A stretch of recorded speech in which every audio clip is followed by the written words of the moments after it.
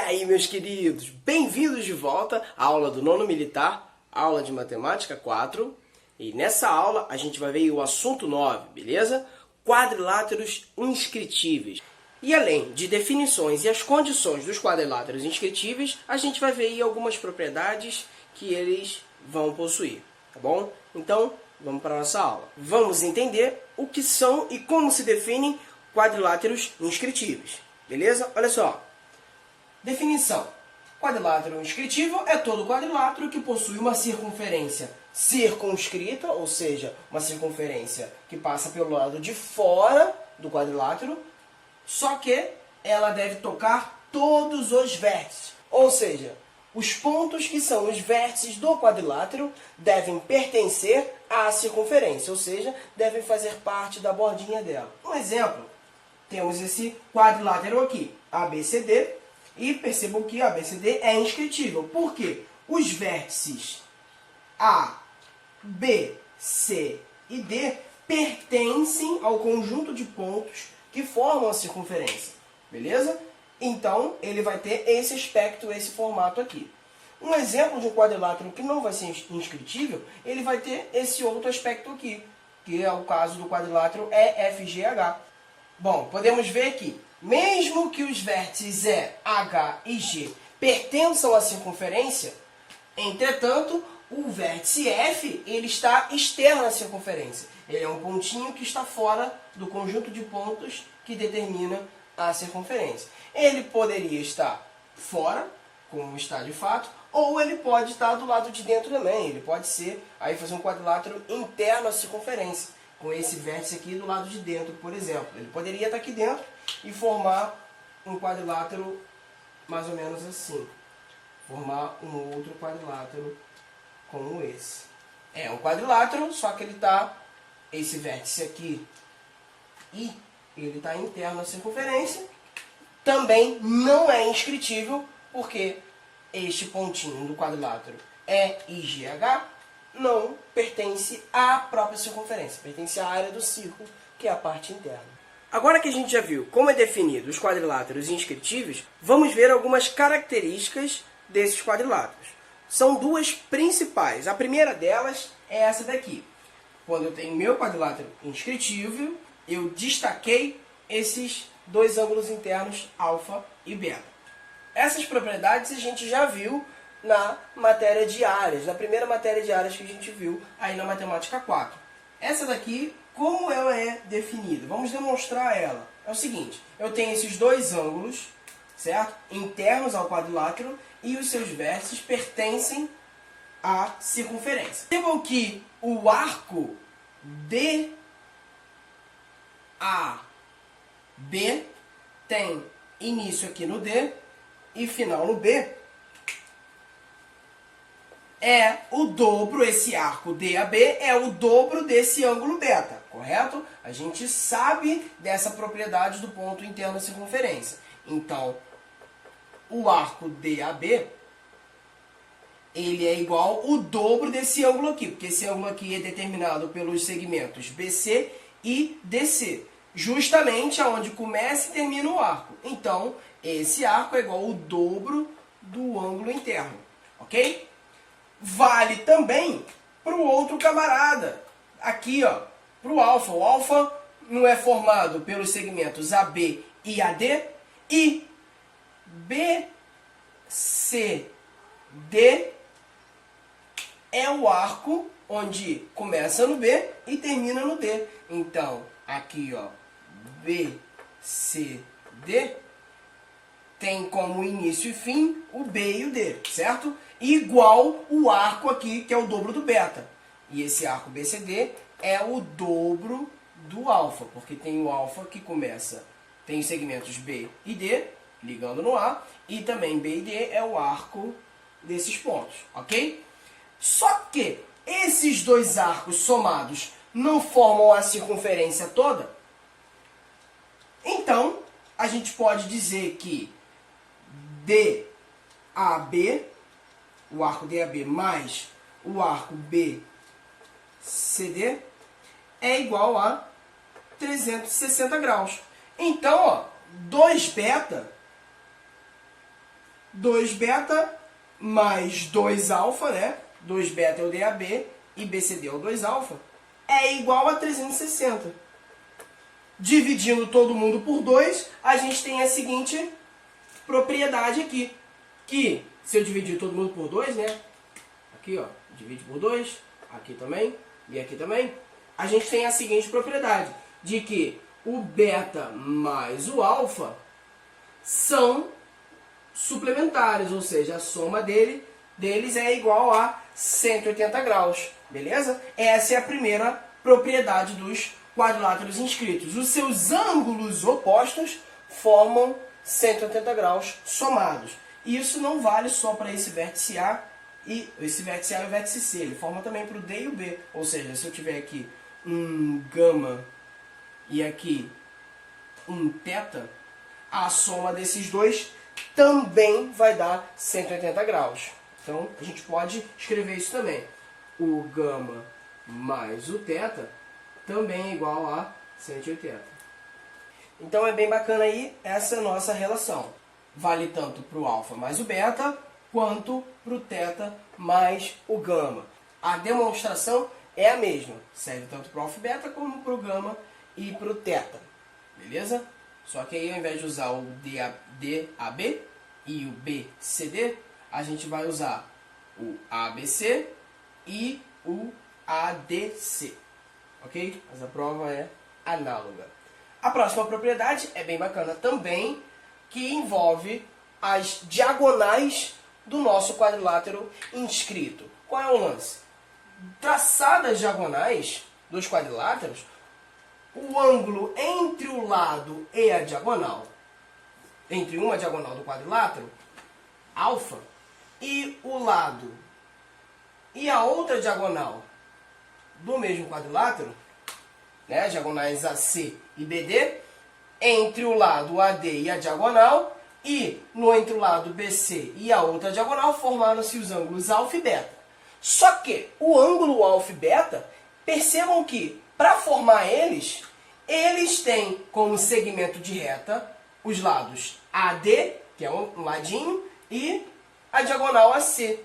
E, para formar o ângulo beta, eu uso o segmento de reta BD e BC. Então, para formar os dois ângulos, os segmentos de reta que os formam terminam sempre no mesmo ponto. Ou seja, como eles terminam sempre nos mesmos pontos D e C, eles determinam um arco, o arco DC. Os dois ângulos determinam o arco DC. Ou seja, a gente pode concluir que o ângulo alfa é igual ao ângulo beta. Então, o alfa é igual ao beta, porque eles olham, entre aspas, o mesmo arco capaz. Essa propriedade é a propriedade do arco capaz do quadrilátero inscritível. Que o ângulo entre o lado e a diagonal, os ângulos, né, eles olham o mesmo arco capaz, a mesma curvinha, olha que legal. Então, significam que eles são iguais. Tá aí as primeiras características principais dos quadriláteros inscritíveis. Galera, isso aqui vale tanto na ida quanto na volta. Se eu já sei que o quadrilátero é inscritível, os seus ângulos opostos somados vão dar 180 graus. E se eu já sei que meu quadrilátero é inscritível, os ângulos entre o lado e as diagonais são iguais, porque olham o mesmo arco capaz. E vale na volta. Se eu tenho um quadrilátero qualquer, ele não está dentro de uma circunferência, está lá, cuidando da vida dele, mas por algum motivo no meio da questão eu descubro que os ângulos opostos somados dá 180, por qualquer motivo, eu já posso concluir então que ele é inscritível, que existe uma circunferência que passe por todos os vértices. Vale para o arco capaz. Se eu sei que entre o lado e a diagonal forma um ângulo tal, e o mesmo ângulo aparece do outro lado e a outra diagonal, e eles são iguais, consequentemente, existe uma circunferência que toca todos os vértices. Tá bom? Então vale na ida e vale na volta. Bom, vimos duas propriedades básicas dos quadriláteros inscritíveis, certo? Agora, a terceira propriedade, ela vai ser subdividida em 3 itens. três condições dos quadriláteros descritivos. E essas propriedades são relacionadas a potências de ponto aí da circunferência, ok? A primeira delas é esta condição aqui. Bom, eu deixei aqui pontilhado o quadrilátero ABCD. E os segmentos de reta AC e BD são as diagonais.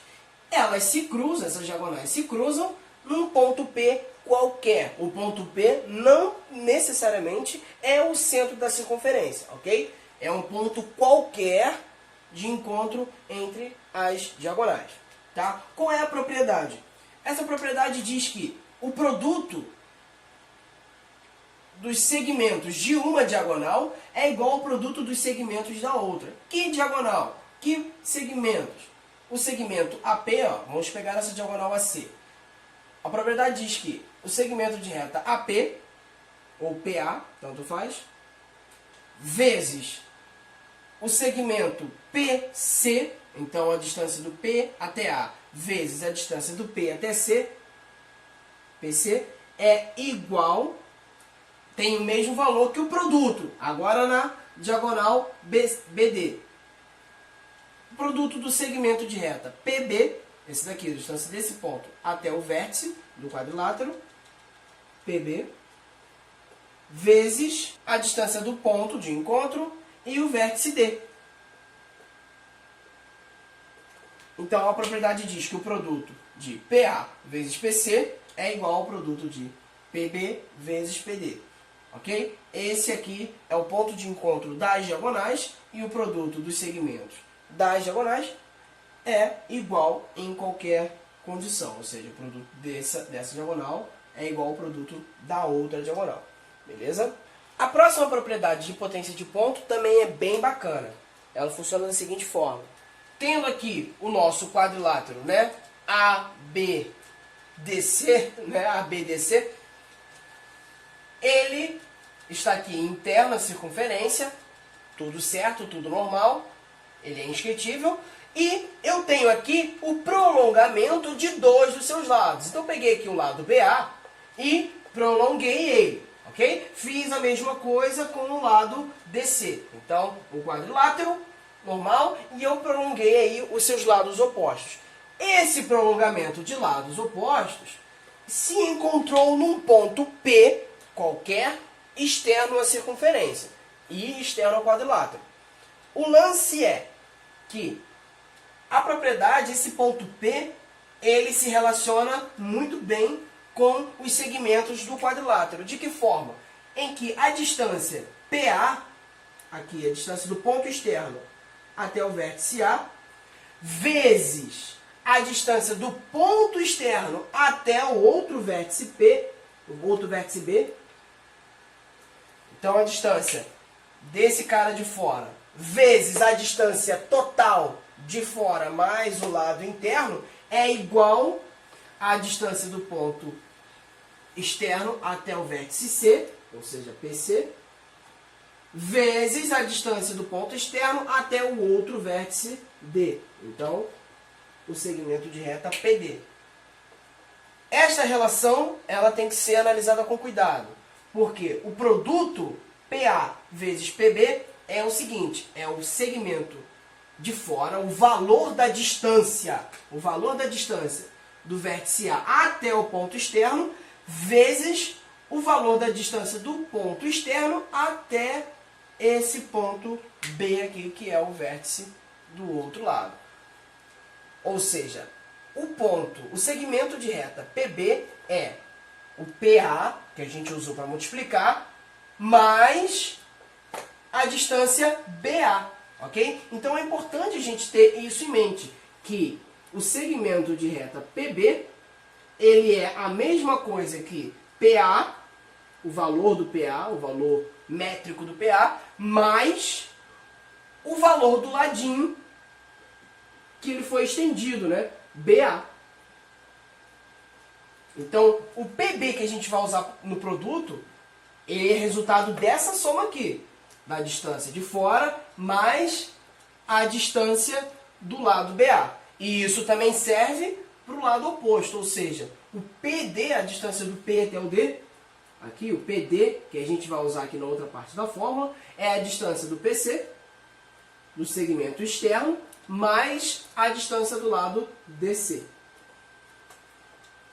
Ok? Não pode confundir. Recapitulando então, aqui na primeira propriedade, potência de ponto, é o cruzamento das diagonais, em que o segmento de uma diagonal AC, o segmento PA vezes o PC, é igual o produto do segmento PB vezes o PD. Então esse pedaço vezes esse, né, que se estão do lado opostos aí do ponto de encontro, o produto deles é igual ao produto da outra diagonal. E na segunda, a distância do PA vezes o total do segmento é igual o produto da distância do PC, que é o lado de fora, vezes o total, a distância do P até o D. Lembrando dessa condição de quem é o PB e de quem é o PD, ok? E para fechar as propriedades de potência de ponto, a gente vai ver a última, que não necessariamente está ligada a um quadrilátero inscritível, mas é uma propriedade de segmentos de reta e circunferências que é importante a gente ver, ok? É o seguinte, tenho essa situação aqui, em que esta reta é uma reta tangente, então ela toca ali no ponto T. É uma reta que tem um ponto em comum com a circunferência. E se for traçado um segmento de reta secante à circunferência, ou seja, um segmento de reta que corte a circunferência em dois pontos, em dois lugares, no ponto B e no ponto A, elas se cruzam do lado de fora num ponto externo P. Daí nasce a seguinte propriedade, em que o segmento de reta que é tangente à circunferência, ou seja, o PT, a distância de fora ao quadrado, é igual ao produto PA vezes PB, ou seja, o segmento de fora ao quadrado é igual ao segmento que está externo, PA, vezes o segmento PB, ou seja, do ponto P até o ponto interno B. Lembrando que o PB igual, na condição passada, o PB é igual ao PA mais o BA, ou AB, tanto faz. Ok? Isso aqui é importante destacar.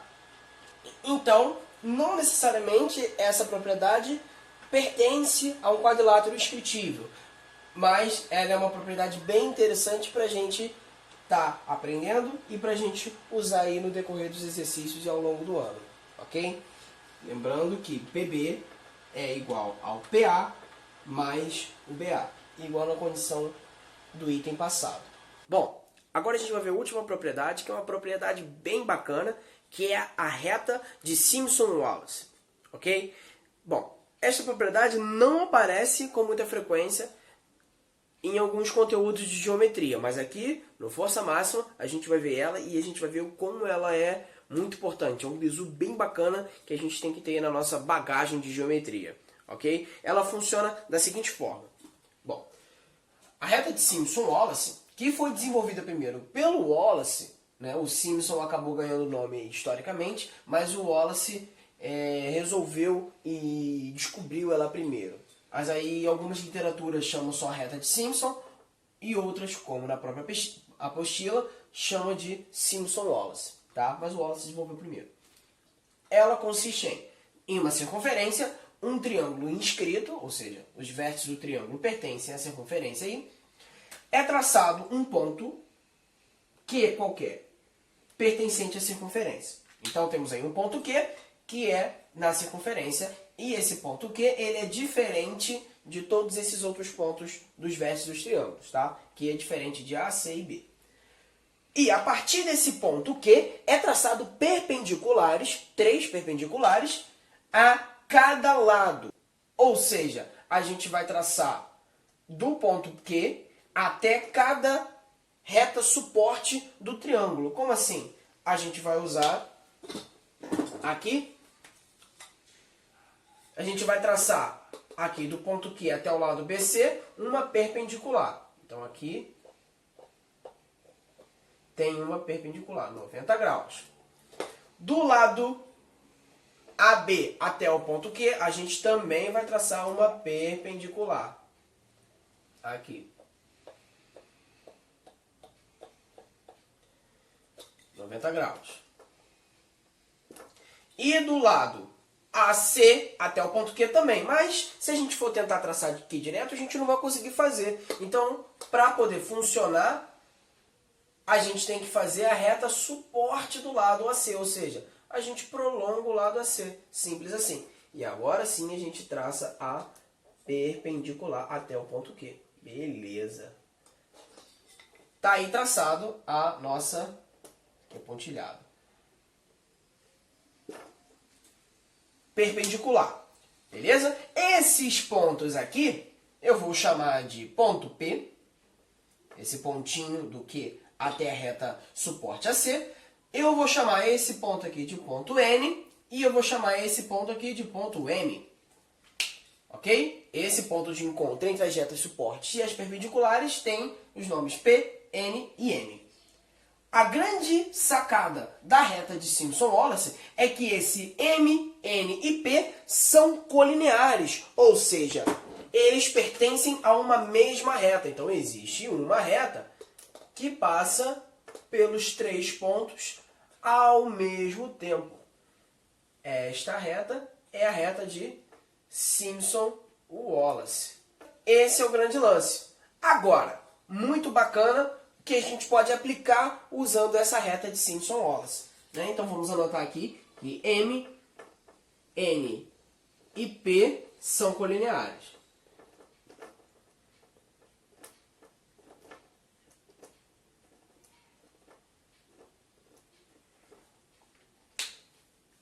Beleza?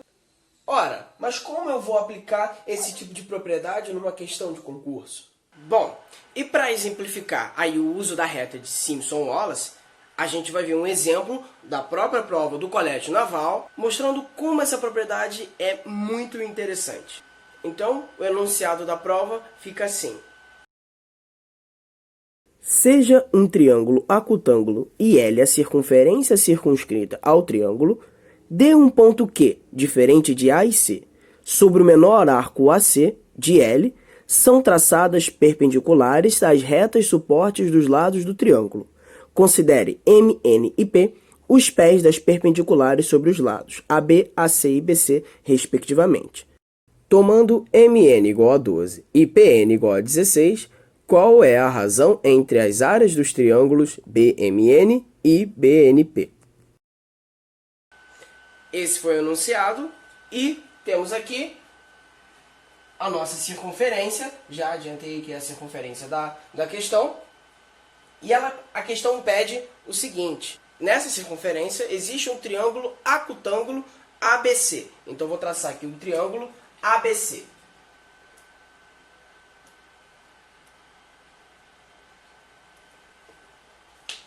Então esse aqui é o nosso triângulo ABC.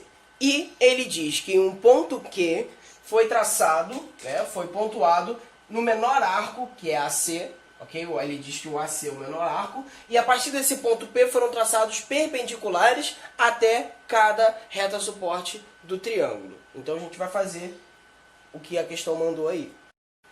Então, como é uma questão do Colégio Naval, o Colégio Naval quase não dá figura, a gente vai ter que se virar. Então tá aqui, esse é o nosso ponto Q. Em qualquer lugar funcionaria. Eu escolhi aqui porque eu acho que vai ficar interessante, mas qualquer lugar funcionaria, ok? E eu tracei a primeira perpendicular, vou traçar a próxima perpendicular.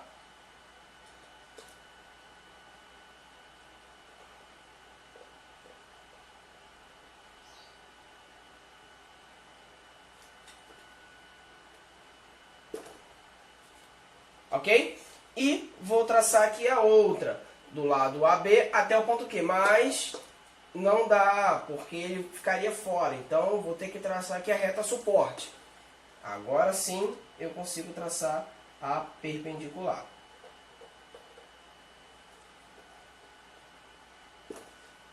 Beleza. A próxima informação que ele dá é que os pontos que foram traçados são chamados de M, N e P. E M, N e P vão ficar aqui assim nas retas AB, M. M é esse ponto aqui. N vai ficar bem aqui. Esse é o N. E o P lá do outro lado. E ele diz pra gente que o segmento MN é igual a 12 e o segmento NIP é igual a 16. Então a gente traça também esses segmentos. Vou usar aqui uma cor diferente.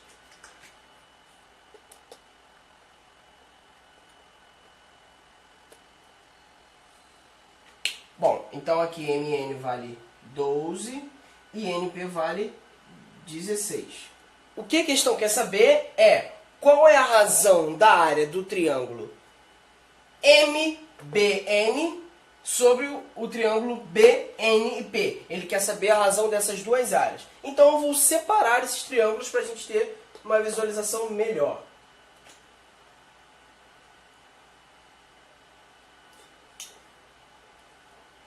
Ele quer saber a razão entre essas duas áreas.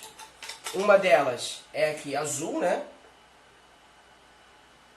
Ele quer saber essa área aqui. E ele quer saber, vou fazer de roxo, a razão entre essa outra área aqui também. Ele quer saber essas duas. A azul é o triângulo. Vou fazer aqui.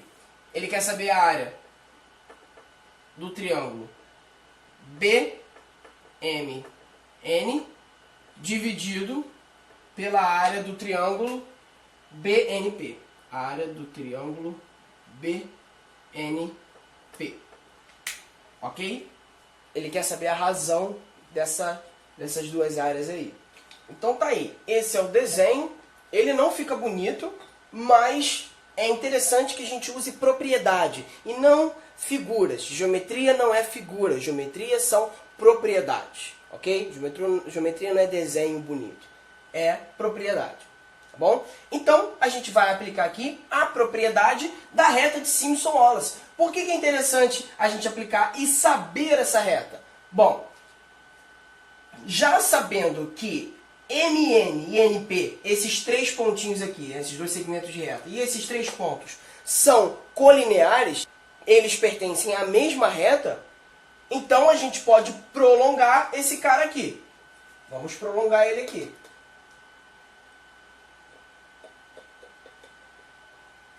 Por que é interessante prolongar? Ora, o triângulo ABP não possui essa reta aqui, que é a reta de Simpson-Wallace, cortando ele, e esses pontos não são colineares. Se eu traçar aqui a altura desse triângulo para fora,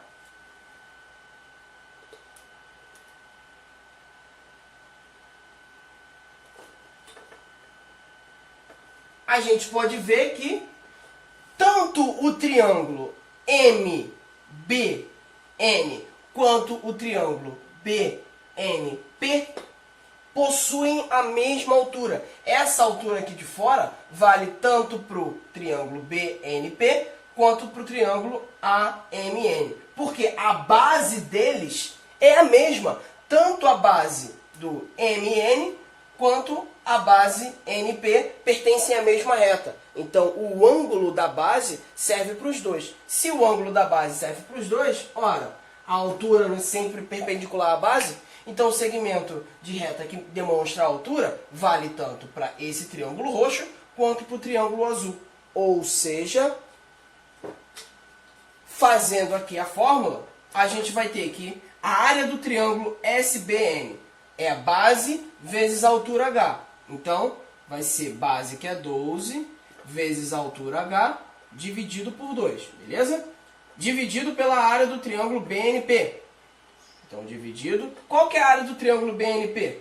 Base 16 vezes a altura, que é a mesma altura H, dividido por 2. Ora, o que vai acontecer aqui então? Esse cara vai cortar, o 2 corta com 2 e o H corta com H. Quem que sobrou aí pra gente fazer essa fração? Sobrou então aí 12 dividido por 16, que na simplificação vai ficar, se eu simplificar por 4, né, em cima e embaixo, dividir por 4 aqui, e aqui também, vai ficar aí 3 em cima e 4 embaixo. Acabou a nossa questão. 3/4. Gabarito dessa questão vai ser a letra A. Era uma das questões mais difíceis da prova. Por quê? Se a gente já souber a reta de Simpson-Wallace, essa questão sai fácil. Mole, mole. Dá mais trabalho construir a figura do que resolver a álgebra da questão. Mas, para quem não tem o conhecimento da reta de Simpson-Wallace, essa questão aqui, vocês teriam que fazer todas as propriedades de quadriláteros inscritíveis, certo? Para demonstrar a reta de Simpson-Wallace na hora da prova, para depois perceber, né, que esses segmentos são colineares e depois ter essa visão da altura que serve para os dois triângulos. Gastaria muito tempo e daria muito trabalho, que apenas com uma propriedade que a gente já conhece e é fácil, ela é tranquilona, a gente consegue economizar bastante tempo e energia das nossas provas. Ok? Uma questão muito boa, bem bacana e uma propriedade bem importante. Ah, outra coisa. Percebam que o desenho não ficou perfeito, até que a reta parece aqui ser bem colinear, está certinho. Mas na hora da prova, mesmo que os desenhos não fiquem perfeitos, porque nem sempre vocês vão ter ferramentas para poder fazer os desenhos, compassos ou réguas, por aí vai, vocês têm que usar as propriedades, ok? Então a gente sabe que esses caras são colineares por propriedade, tá bom? Não é pela maneira como o desenho está disposto, beleza? Então é isso, pessoal. Espero que tenham gostado. Essa aí foi mais uma matéria envolvendo circunferências e os exercícios desse conteúdo bem bacana a gente vai vendo aí ao longo das semanas, ok? Então, um beijo e um abraço.